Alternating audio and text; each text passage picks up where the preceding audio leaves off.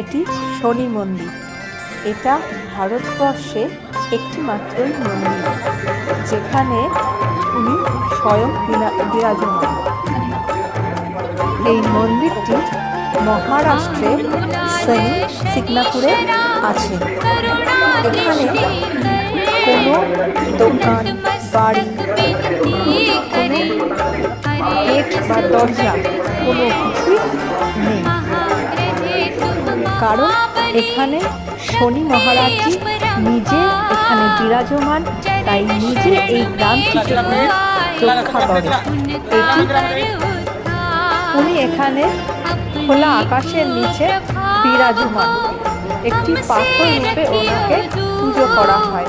তবে এখানে সর্ষের তেল আর কালো তিল দিয়ে ওনাকে স্নান করানো হয়, আর উনি এতেই সন্তুষ্ট। এখানে প্রত্যেকটি মানুষই আছে তেল আর তিল চড়ানোর জন্য। এই মন্দিরটি যেহেতু কোনো গেট নেই, তাই জন্য 24 ঘন্টাই এই মন্দির খোলা থাকে। আর শনিবার ও শনি অমাবস্যার দিন এই মন্দির ভিড় হয়।